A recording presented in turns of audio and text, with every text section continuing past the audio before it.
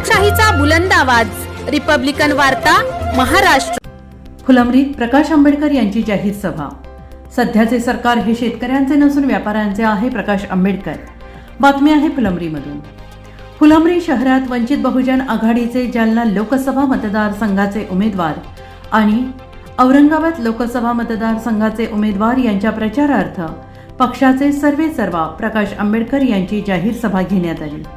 यावेळी औरंगाबाद लोकसभा मतदारसंघाचे उमेदवार अफसर खान यांनी भाषणात सांगितले की सध्या ही जातीवादी शक्ती मुस्लिम समाज, दलित समाज, ओबीसी समाज, धनगर समाज या समाजाला डावलण्याचं काम करते आहे।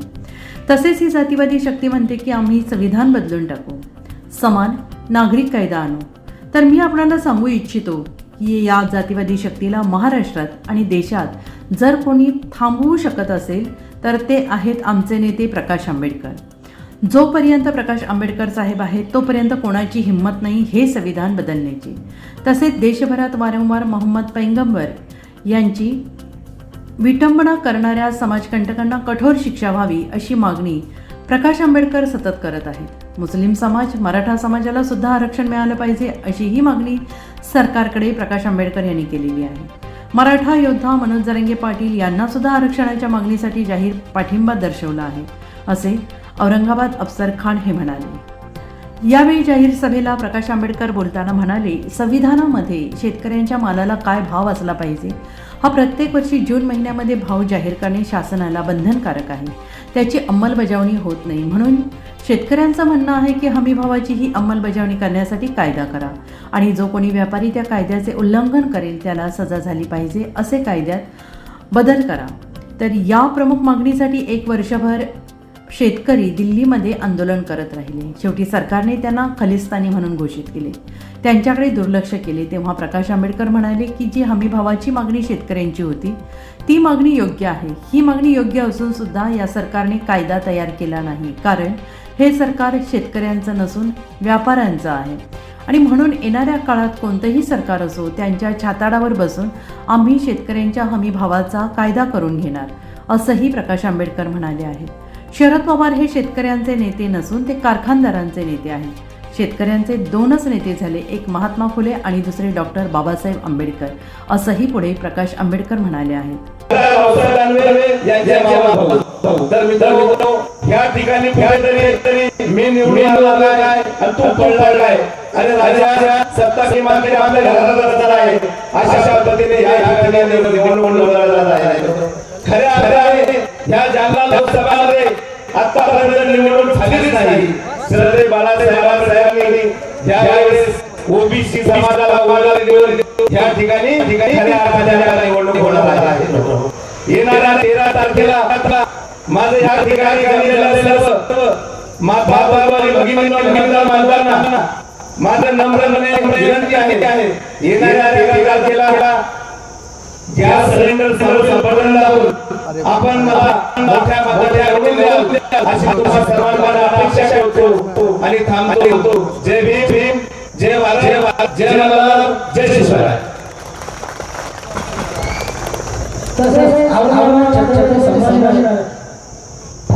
या ठिकाणी लोकसभेचे आज जालना लोकसभा के इलेक्शन होने जा रहे हैं।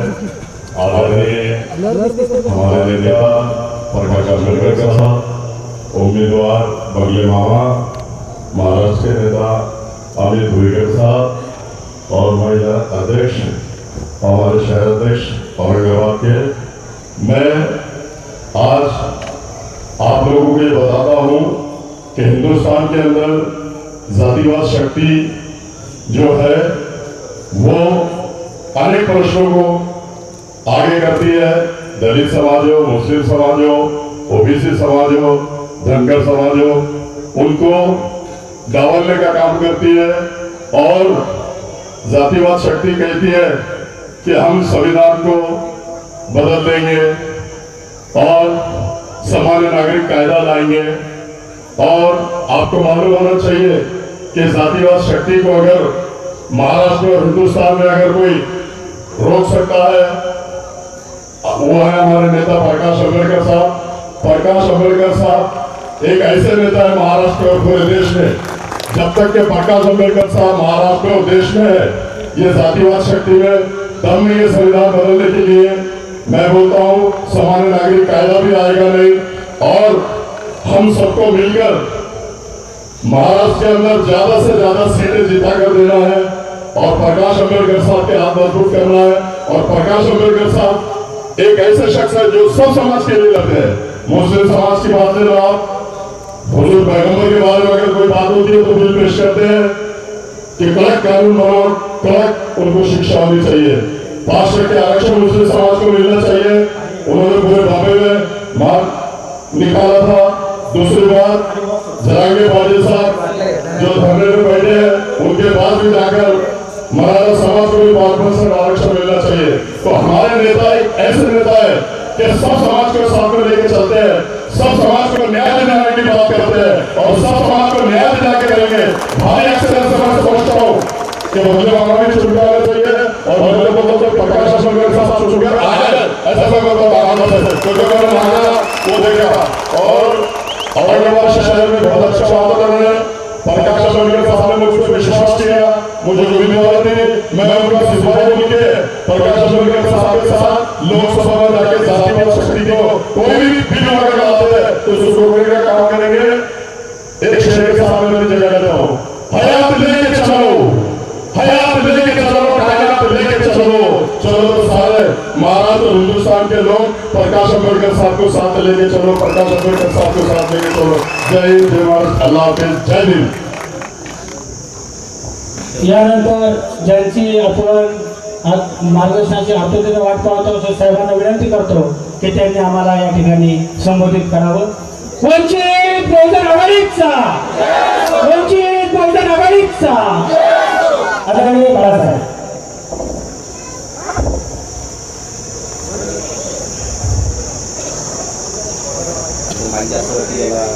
माहिती जास्त आता माहिती जास्त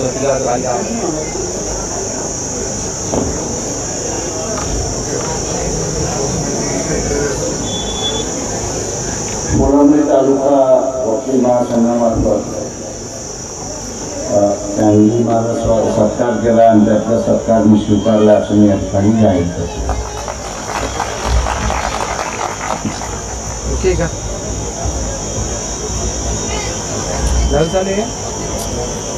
औरंगाबाद मतदारसंघातील उमेदवार अफसर खान यांनी आपल्या समोर आता मनोगत व्यक्त केले आणि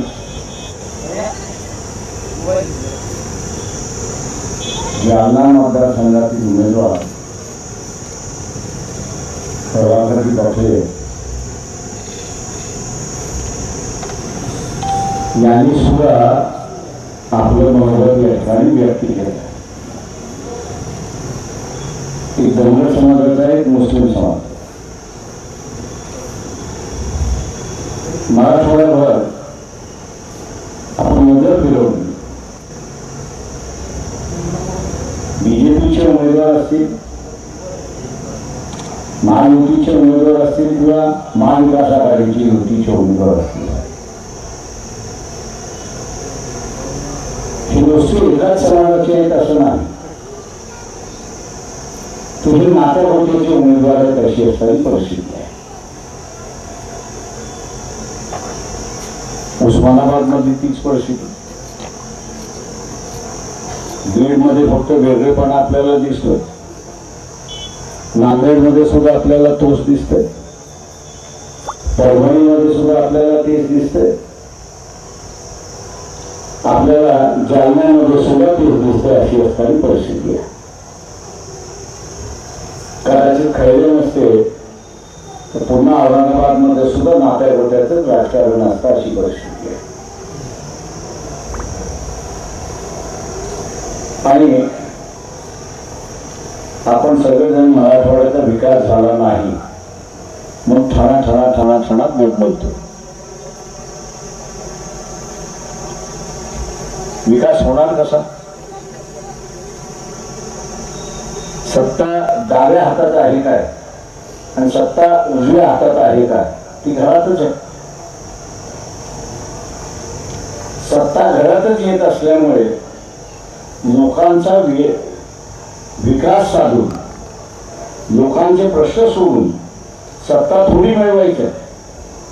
एकच गोष्ट करायची आहे आणि ती म्हणजे राजकीय पक्ष, काँग्रेस पक्ष असेल, NCP असेल, भारतीय जनता पक्ष असेल किंवा उबाटा असेल, शिवसेना उद्धव ठाकरेंची, यांचे नेते ताब्यात घ्यायचे,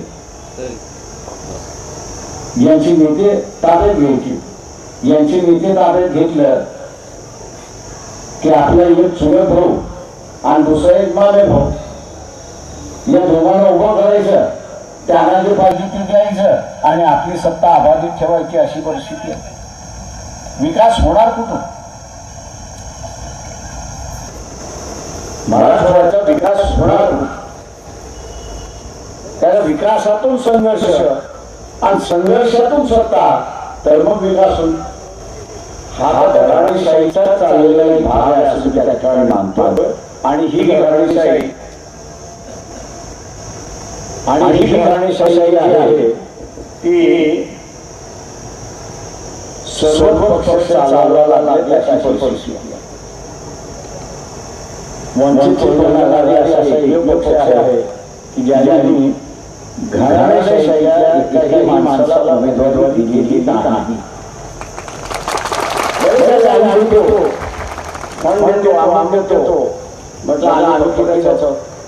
फकीराला फंडाची गरज लागतच नाही.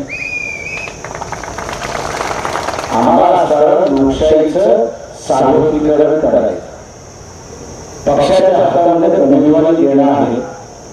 ती उमेदवारी आपण दिली, आता लोकांनी ठरवायचं आहे की सत्ता घराणेशाहीच्या हातामध्ये द्यायचं आहे की सर्वसामान्य लढणाऱ्या कार्यकर्त्याच्या हातामध्ये द्यायचं आहे. आपण या सगळ्या पक्षाने गरीब मराठ्याला उमेदवारी दिली नाही. ज्याने मराठ्याच्या बाजूने उभा राहिला, मान्य मराठी ओबीसी त्याच्या विरोधात आहे, पण गरीब मराठ्याच्या बाजून जनादेच्या बाजूने जो गरीब मराठा उभा राहिला त्याला तुम्ही उमेदवारी दिली नाही.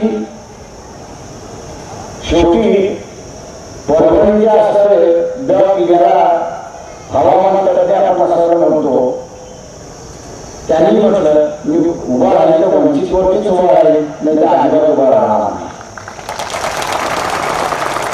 बीडमध्ये सुद्धा एका गरीब मराठ्याला आपण उमेदवारी,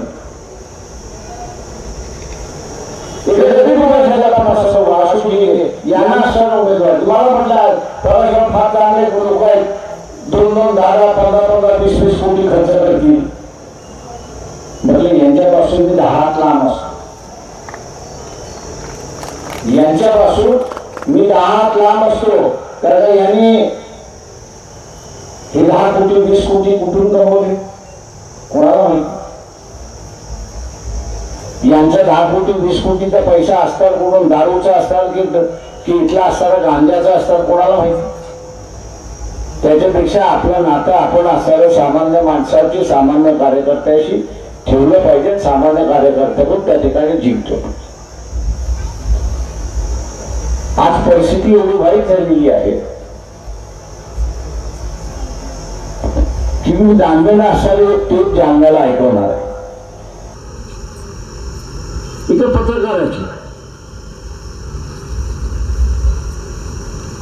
पत्रकाराची व्यथा आहे आणि तो अपेक्षाही करतोय की हा देश आता ड्रग्सनी पूर्णपणे भरलेला आहे. आपल्याला माहित असेल मध्यंतरी 18,000 कोटीचा ड्रग्स, 18,000 कोटीचा असणारा ड्रग्स हे पोटभरच्या बंदरामध्ये लागलं. काय सांगितलं की आम्ही एका अफगाण माणसाला पकडलं. त्या अफगाण माणसाची शोध ज्यावेळेस घेतली तर त्यावेळेस तो असायला भीक मागणारा अफगाण होता. अशी पण रस्त्यावर भीक मागणारा अफगाण उचलला आणि त्याला आरोपी केला, अशी असणारी परिस्थिती आहे. आणि म्हणून तो पत्रकार व्यथित आहे ना, असं म्हणतोय की याचा जर छडा लावला नाही त्यांनी असं एका मंत्र्याला धमकी दिलेली आहे की तुझ्या घरासमोर 4 तारखेच्या अगोदर मी आत्महत्या करेन. मित्रो,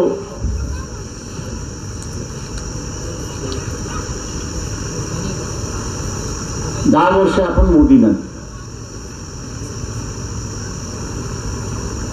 हा काहीतरी बदल करेल. पण दुर्दैवाने आपण असताना मोदीचं गुजरात मधलं कार्य, मुख्यमंत्र्यांचं कार्य आपण बघितलं नाही. त्या गुजरातच्या कार्यामध्ये सुद्धा कत्तलीशिवाय दुसरं आपल्याला काहीच दिसलं नाही. मुख्यमंत्री असताना सुद्धा कत्तलीच झाल्या आणि इथे बसल्यानंतर अधिक कत्तली झाल्या अशी परिस्थिती. आखलात झालं, अनेक मुसलमानांना मारलं तर नाही. सगळ्यात भयानक म्हणजे मणिपूरमध्ये कुकी नावाची असणारी एक ट्रायबल जमात आहे आणि मैती नावाची दुसरी एक ट्रायबल जमात. या दोघांमध्ये भांडण लावली. या दोघांनी भांडण लावल्यानंतर ती परिस्थिती अशी बेकाबू झाली आहे की आता अमित शहा मोदी त्या भागामध्ये प्रचाराला गेले नाही.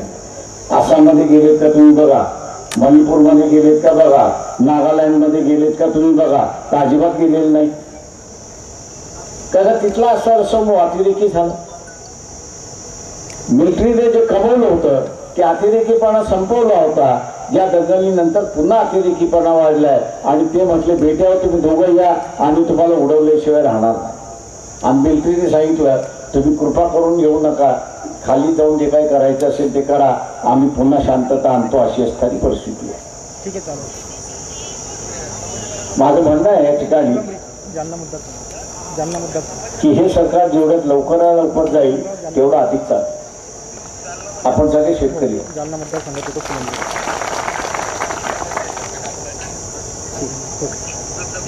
दिल्लीमधल्या शेतकऱ्यांचा एक ज्वलंत प्रश्न. ते काय म्हणतात की जो हमी भाव आहे तुम्ही दरवर्षी जाहीर करता, फार चांगला. तेही संविधानात तरतूद नसती तर कदाचित त्यांनी केली नसती. संविधानामध्ये शेतकऱ्यांसाठी काय भाव असला पाहिजे हा प्रत्येक जून महिन्यामध्ये शासनाला बंधनकारक आहे जाहीर करण्याचा. मग तो भाव जाहीर होतो, त्याची अंमलबजावणी होत नाही.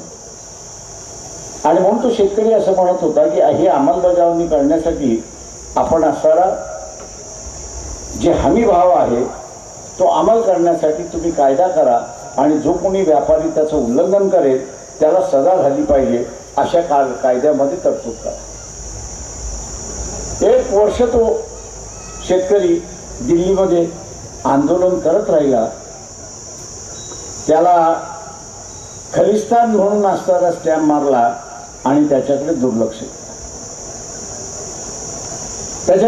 केलं. आम्ही शास्त्राला असं विचारतो की ठीक आहे तो खलिस्तानवादी आहे, मान्य आहे, मला चला, पण एक सांगा की त्या शेतकऱ्यांची जी मागणी होती ती कायदेशीर आहे की नाही. की हमी भाव तुम्ही जाहीर करताय, तो हमी भावाप्रमाणे व्यापाऱ्यांनी खरेदी केलं पाहिजे, मग कायदा झाला पाहिजे. ही मागणी त्यांची न्याय आहे की नाही, ही मागणी त्यांची न्याय आहे की नाही. न्याय असेल तर मग कायदा का केला नाही तेवढं सांगा. कायदा केला नाही याच्यासाठी की भारतीय जनता पक्ष हा व्यापाऱ्यांचा पक्ष आहे, हा काही शेतकऱ्यांचा पक्ष नाही. हा व्यापाऱ्यांचा पक्ष आहे. तेव्हा व्यापाऱ्याला भाव स्वस्तामध्ये मिळाला पाहिजे, शेतातला माल स्वस्तामध्ये मिळाला पाहिजे, तो हमी भावापेक्षा कमी भावामध्ये मिळाला पाहिजे. आणि म्हणून आपण असताना पाहतो. मी औरंगाबादकरांच्या असणाऱ्या मतदारांना आवाहन करतोय की उद्या ज्या दोघांना आपण निवडून द्या, येणारं कुठलंही सरकार असू द्या, त्याच्या छाताड्यावरती बसून हा हमी भावाचा कायदा आम्ही केल्याशिवाय राहणार नाही हे लक्षात घ्या. आपण बाहेर आंदोलन करतो, आता आपल्याला सभागृहात आंदोलन करण्यासाठी माणसं पाठवली पाहिजे. खरी लढाई आटली आहे. बाहेर आपण मोर्चे काढतो, आंदोलन काढतो, धर्म काढतो, निवेदन देतो, सगळं करतो. पण ते काय म्हणतात, कायदा त्या सभागृहात होतो, तिथे कुठे आहात तुम्ही? आणि मग ज्या ज्या शेतकऱ्याला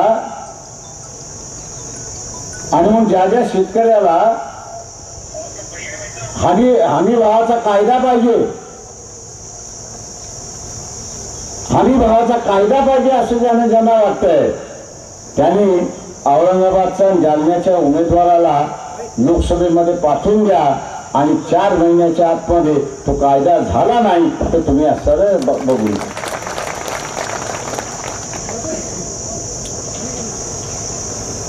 मला मगाशी असताना धनगर समाजाची मंडळी आली, फार चांगलं वाक्य त्यांनी वापरलं की आम्ही आता आमच्यासाठी लढणार.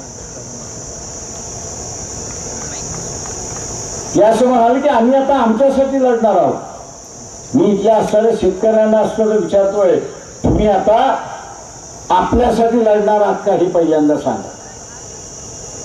तुम्ही म्हणाल शरद पवार शेतकऱ्यांचा नेता, तो शेतकऱ्यांचा नेता नाही, तो कारखानदाराचा नेता, एवढं लक्षात घ्या.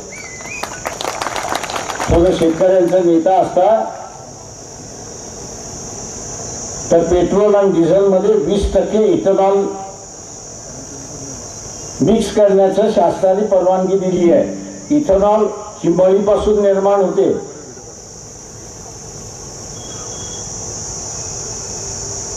मळी आपण बघत असेल की वाया जाते, त्या मळीतून असणारा इथेनॉल झाला आणि 20% पेट्रोल आणि डिझेलमध्ये मिक्स करायला सुरुवात केली तर ऊसाचा दर, FRCचा जो दर आहे तो 100 रुपये टनामागे वाढल्याशिवाय राहणार नाही, हे लक्षात घ्या. त्याच्यामुळे हे कुणीही शेतकऱ्याची नीती आहेत असं मी मानत नाही. शेतकऱ्यांची नीती फक्त 2च झाले, एक महात्मा फुले आणि दुसरे डॉक्टर बाबासाहेब आंबेडकर. तिसरा नेता इथं नाही. जाकर साहेब होते याची मला जाणीव आहे, शेतकऱ्यांसाठी लढत होते, पण स्पीकरच्या पदावरती बसल्यानंतर त्यांनी कधीही त्या कृषी मंत्र्याला आडवा तेडवा हाताने घेतलेला हा मी पाहिलेला नाही.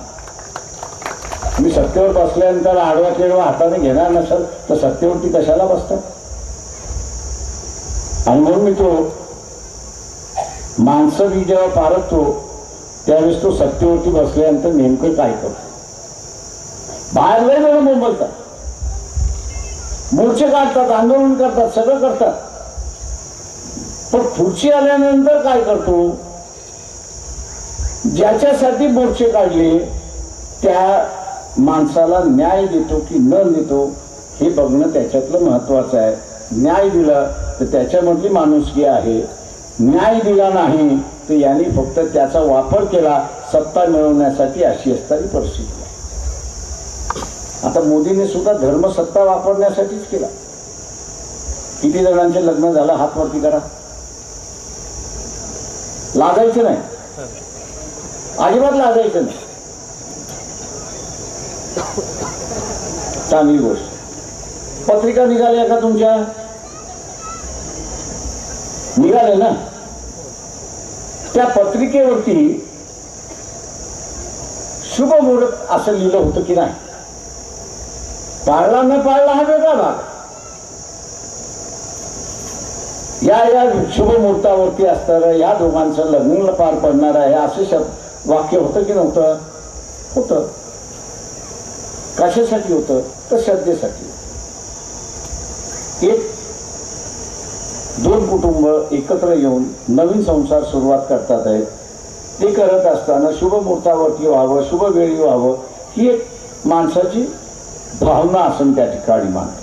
ती वेळ पाळल्या जाते का असं मला जर विचारलं तर 99% ती पाळल्या जात नाही. पण त्याची ती श्रद्धा, त्याची ती असणारी श्रद्धा. आता मोदी सुद्धा अयोध्येतलं मंदिर उद्घाटन करायला त्यांनी एक तारीख ठरवली आणि सांगितलं की आम्ही शंकराचार्याच्या हातून जे असणारं उद्घाटन करू. शंकराचार्य असं म्हटलं की तुम्ही ज्या महिन्यात करताय त्या महिन्यामध्ये एकही शुभ दिवस नाही आहे 10 दिवसा 12 दिवसानंतर करा, शुभ दिवस आहे त्या दिवशी आपण उद्घाटन करू. आता सांगणारं कोणतं? शंकराचार्य. म्हणजे जसं मुसलमानातला असणारा मौली असतो तशा रीतीने हिंदू धर्मातला हा सगळ्यात मोठा माणूस. आता ऐकलं पाहिजे होतं की नाही ऐकलं पाहिजे होतं? शेवटी शंकराचार्य थोडी पंतप्रधान होणार आहे, पंतप्रधानासाठी उमेदवार म्हणून उभा राहणार आहे. त्याची एक भावना, श्रद्धा त्याची. पण एकाची नाही, 7 पैकी 6 जण. ते मेजॉरिटीचं तरी ऐकायला पाहिजे होतं. 10 दिवसांनी पुढे गेला असतं काय फरक पडला असता? काहीच फरक पडला नसतो. पण तारीख आम्ही काढली की आम्ही ठरवलेलं आहे आणि तुम्हाला यावंच लागेल. ते असं म्हटलं की तुम्ही तारीख काढली, तुम्ही सगळी तुम्ही करा, आम्ही येत नाही, आम्ही इकडनंच तुम्हाला आशीर्वाद देतो. मला एक सांगा, ही जर न ऐकण्याची जी वृत्ती आहे त्याला तुम्ही काय म्हणता? न ऐकण्याची जी वृत्ती आहे त्याला आपण काय म्हणतो? काय म्हणतो? आडमुठलेपणा. अजून एक चांगलं नाव आहे हेकेखोर. हेकेखोर. आता तुमच्या घरातला एक माणूस जो हेकेखोर असेल त्याला प्रमुख करता का? का नाही करत?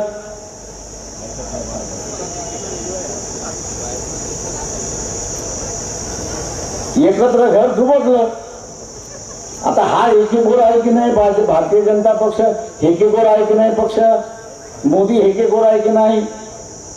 आता त्याची भाषा काय सुरुवात झाली आहे की काँग्रेस पक्ष देश तोडायला निघालाय. अरे काँग्रेस 10 वर्ष सत्तेवरती नव्हता, अजून 50 वर्ष सत्तेवरती येईल की नाही याची गॅरंटी नाही. चोराच्या मनामध्ये चांदणं जसं म्हणतात नाही का, तशा रीतीने मोदीने आखलेला प्लॅन की या देशाला तोडायचं आहे ते त्याच्या पोटात राहिलं नाही, त्याच्या ओटावरती निघून गेलं. त्याला माहिती आहे की मी हेकेखोर आहे, माझं आता यापुढे चालेल की न चालेल. नाही चाललं तर फुटेल. ते फुटलं तर कोणावरती खापर फोडायचं? काँग्रेसवरती फोडा. अरे पंतप्रधान तू आहेस का? पंतप्रधान नरेंद्र मोदी आहे, त्याच्यावर खापर त्याच्यावरती फुटेल, ते काँग्रेसवरती कसं फुटेल? पण काँग्रेसवाले एवढे गर्भगळीत झालेले आहेत. सोनिया गांधी असेल, राहुल गांधी असेल, खरगे असेल, इन्क्वायरी चालली की न चालली? बरोबर आहे.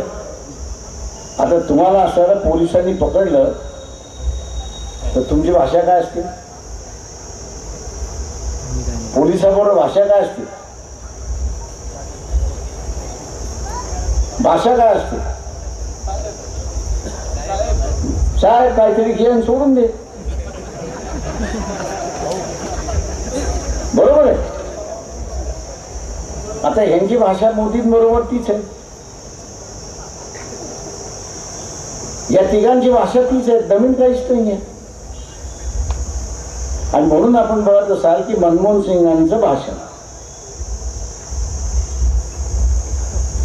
की ज्याच्यामध्ये मनमोहन सिंग असं म्हणाले की या देशामधला पहिला हक्क कोणाचा असेल तर महिलांचा, त्याच्यानंतर कोणाचा असेल तर एसटीचा आहे, त्याच्यानंतर कोणाचा असेल तर एससीचा आहे, त्याच्यानंतर कोणाचा असेल तर ओबीसीचा आहे आणि त्याच्यानंतर कोणाचा असेल तर ते म्हटले मुसलमानांचा.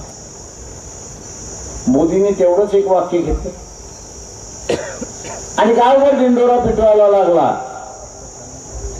की मनमोहन सिंग असं म्हणाले की या देशाच्या संपत्तीवरती असणारा हिस्सा हा मुसलमानांचाच आहे. आणि वाजवला की न वाजवला? ज्यावेळेस मनमोहन सिंगाचं अख्खं भाषण बाहेर पडलं त्यावेळेस मोदी पुन्हा आपला बिळात शिरला आणि गप्प बसायला लागला. अशी परिस्थिती आहे. पण हे जे भित्र भागूबाई यांची भाषा काय होती? इंदिरा गांधी असते तर तिने मोदीला चॅलेंज दिलं असतं, हे मोदीला राज किल्ल्यावरती ये आणि मी तुला ऐकवते काय भाषा नाही ते. तिने मोदी हा शब्द वापरला नसता, मोदी हा शब्द वापरला असता. त्याला हा खोटं बोललाय. तिच्या तावडीत सापडलेला आहे. तर आपल्या तावडीत कोणी सापडल्यानंतर आपण तर त्याच्याशी इज्जती मागत नाही, त्याला घालून पाडून त्या भाषेमध्ये आपण बोलतो. त्याच्यावर तिने तीच भाषा वापरली असती. पण या इन्क्वायरी खालच्या लोकांची भाषा काय आहे? नाही आम्ही असं नरेंद्र मोदींना भेटणार, नरेंद्र मोदींना मनमोहन सिंगांचं भाषण काय आहे ते आम्ही ऐकवणार आणि त्यांना म्हणणार की आता तुम्ही ऐका आणि दुरुस्त व्हा. अरे ज्यावेळेस भारतीय जनता पक्ष नरेंद्र मोदी यांचे कपडे फाडण्याची तुम्हाला संधी मिळालेली आहे, त्यांना लोकांसमोर हा घोटाळा म्हणून असणारा संबोधण्याची संधी आली, त्यावेळेस तुम्ही असणारा संधी सोडताय, त्यावेळेस तुम्ही असणारा संधी सोडताय. तुम्ही भांडणार काय मोदीशी? गर्भगाई तर तुम्ही आताच झालेला आहात आणि गर्भगाई झालेला माणूस लढतो थोडी, तो लाचार असतो. हे लाचार लोक आहेत हे आपण असं लक्षात घेतलं. आणि म्हणून मित्रो, माझं आव्हान आपल्या सगळ्यांना आहे या ठिकाणी, आणि विशेष करून इथल्या असणाऱ्या मुसलमानांना आव्हान आहे की काँग्रेसची असणारी एक ॲडव्हर्टिजमेंट होती, भारतीय जनता पक्ष जेवढे दागी आहेत त्यांना आपल्या पक्षामध्ये घेत होते आणि पक्षामध्ये आल्यानंतर ते असणारे साफसुथरे झाले म्हणून असणार त्यांनी वॉशिंग मशीन दिली, भारतीय जनता पक्षाची वॉशिंग मशीन. तो धुवून निघाला की साफ झाला असं त्या ठिकाणी म्हणत होते. धुवून निघाला की साफ झाला असं म्हणत होते. मी आता असताना काँग्रेसवाल्यांना विचारतो की तुम्ही भारतीय जनता पक्षाचे उमेदवार घेतले, शिवसेनेने सुद्धा असताना भारतीय जनता पक्षाचे उमेदवार घेतलेले उभे केलेले आहेत. तो धर्मवाद्याचा निरपेक्षवादी कधी झाला?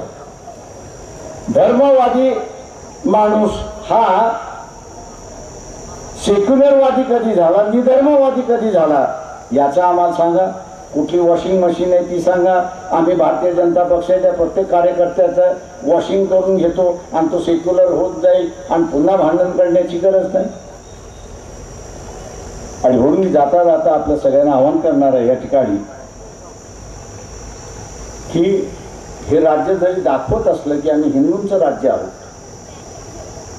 पण सगळ्यात मोठा त्रास कोणाला झाला असेल तर इथल्या हिंदूंना झाला. मुसलमानांना झाला, मी नाही असं नाही म्हणत, जैनांना झाला नाही असं म्हणत नाही, ख्रिश्चनांना झाला नाही असं म्हणत नाही, पण त्यांच्यापेक्षा जास्ती त्रास हा हिंदूंना झाला हे आपण लक्षात घ्या.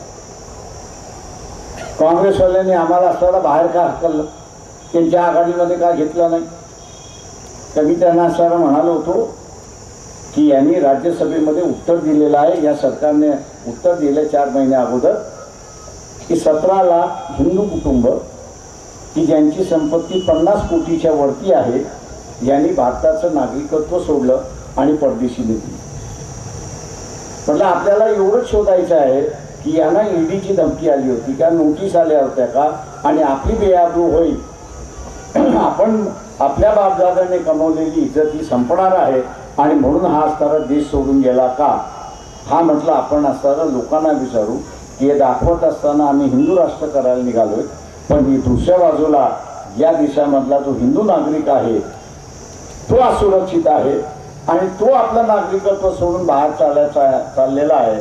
हा जो दुगलपणा जो आहे हा दुगलपणा आपण लोकांसमोर आणला तर लोकांच्या लक्षात येईल आणि यांना पुन्हा संधी देणार नाही. यांनी प्रकाशराव ऐकणार नाही, आपल्या व्यासपीठावरनं हे प्रश्न मांडत बसतील, बोलत बसतील. आणि म्हणून आपण बघत असाल की राजीव गांधीच्या ह्याच्यामध्ये जाहीरपणे सांगितलं प्रकाशराव फक्त 5 मिनिटं, आणि मी म्हटलं 5 मिनिटामध्ये माझी कला काय आहे ती मी तुम्हाला दाखवतो.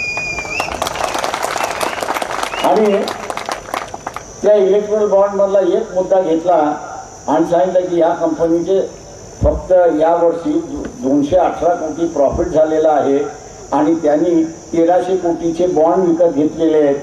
राहुल गांधी जरा सभागृहामध्ये विचारा की या कंपनीकडे 1000 कोटी आले कुठून, एवढंच फक्त विचारा. मित्रो, त्यांना असं वाटलं हे काही काबूमध्ये राहणार नाही, तेव्हा ह्यांना 2 जागा द्या म्हणजे हे काही थांबणार नाही. मी त्यांचे असताना आभार मानतो की त्यांनी आज आम्हाला असताना बाहेर काढलं, आम्ही स्वतंत्रपणे उभं राहिलो. पण महाराष्ट्रातले वंचित बहुजन आघाडी ही आज सगळ्यात विरोधी पक्षात उभी राहिलेली आहे, अशी असणारी परिस्थिती आहे. त्यांनी वेगळं काढल्यामुळे आम्हाला असताना कुटुंबाचं राजकारण संपवता आलं आणि कार्यकर्त्याचं राजकारण या ठिकाणी सुरुवात करण्यात आली. मी जसं म्हणालो की नांदेडमध्ये जे आहे लिंगायत समाजाचा उमेदवार आम्ही उभा केला. परभणीमध्ये असणारा गरीब मराठा आम्ही असताना उभा केला. जालन्यामध्ये असणारा ज्याला म्हणता येईल आपल्याला की धनगर समाजाचा उभा केला. मेहकरमध्ये जे आहे माळी समाजाचा असणारा उमेदवार उभा केला. माढामध्ये असणारा मेहकर समाजाचा उमेदवार उभा केला. सातारामध्ये रिटायर झालेले सोल्जर आहे, त्या रिटायर्ड सोल्जरला असताना त्या ठिकाणी उमेदवारी देण्यात आली. उमेदवारीचं सार्वत्रिकरण आम्ही असणारं केलंय. हे सार्वत्रिकरण सगळ्याच राजकीय पक्षाने स्वीकारलं पाहिजे आणि ते स्वीकारायला लावणं हे आपल्या हातामध्ये आहे हे असणारं लक्षात घ्या. आणि हे स्वीकारायला लावायचं असेल तर आपल्या हातामध्ये जालना आणि औरंगाबाद आहे. या जालना आणि औरंगाबाद मतदारसंघामध्ये औरंगाबादमध्ये मुस्लिम समाजाचा उमेदवार आहे. या दोन्ही उमेदवारांची निशाणी गॅस सिलेंडर आहे. तेव्हा गॅस सिलेंडर समोरचं बटन दाबून इथल्या राजकीय पक्षांना कुटुंबशाहीपेक्षा कार्यकर्ताशाही झालं पाहिजे यासाठी विजय करा ही अपेक्षा बाळगतो आणि आपली रजा घेतो. जय भीम, जय भारत. रिपब्लिकन वार्ता महाराष्ट्र वृत्तवाहिनीसाठी फुलंब्री औरंगाबाद प्रतिनिधी अकबर शहा.